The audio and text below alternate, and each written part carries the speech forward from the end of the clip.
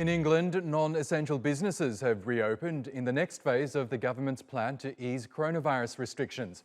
It's now on track to returning to pre-pandemic life, with the UK leading Europe in its rollout of vaccines. Paolo Montecillo has more.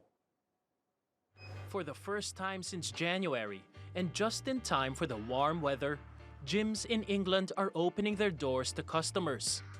So too are salons for people who want to look sharp as the government lifts restrictions on socializing.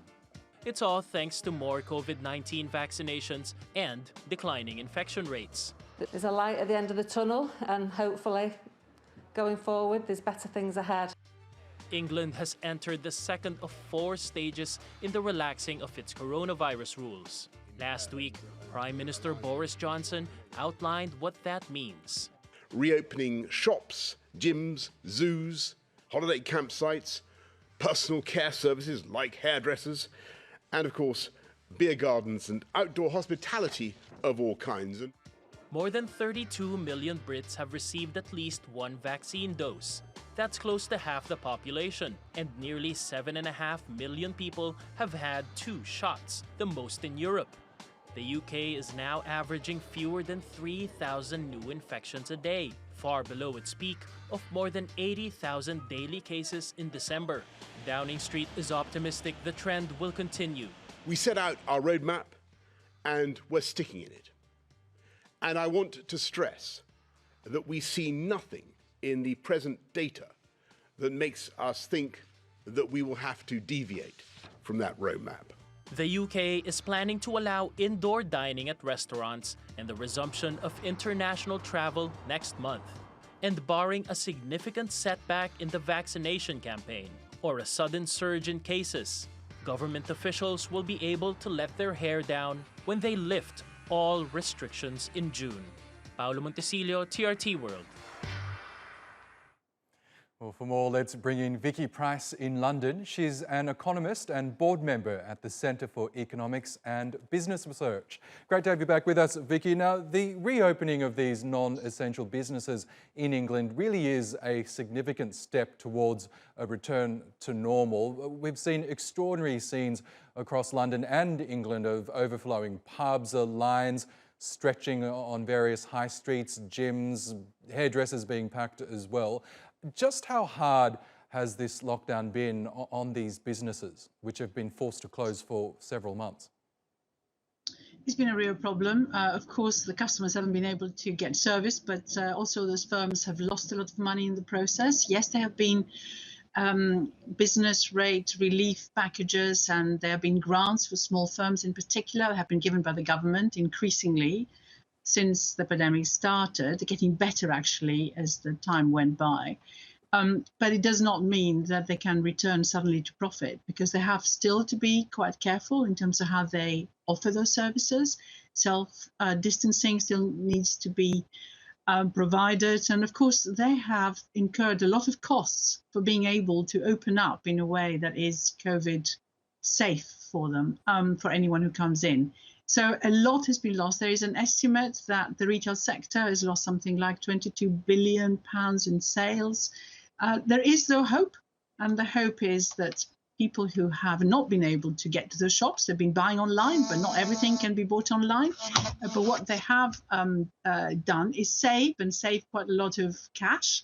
And with a bit of luck, some of that cash is going to be spent in the next few days and weeks. Yes, and businesses are no doubt sharing the government's hope that this latest reopening will be an irreversible one, because we have been here before, haven't we, that reopenings have happened in the past only to see cases rise, which have prompted the reimposition of these lockdown restrictions. What's your feeling? Do you think that this is an irreversible step, that we'll no longer see a lockdown of these businesses?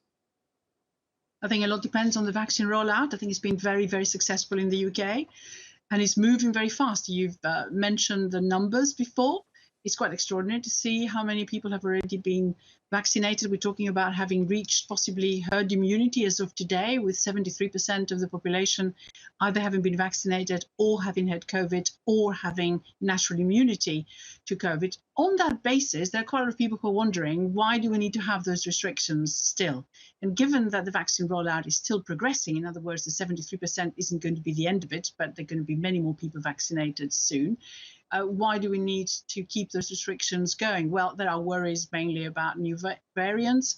And that's the only way that you can perceive that there might be another lockdown or perhaps reintroduction of some restrictions. We worried a lot, I think, about opening up the borders and seeing what may come in the future. But people are desperate to go out and spend, and they're quite desperate also to go on holiday. Not everyone, because loads of people have suffered having lost jobs or being in low-paid professions where they haven't been able to stay at home and work from home.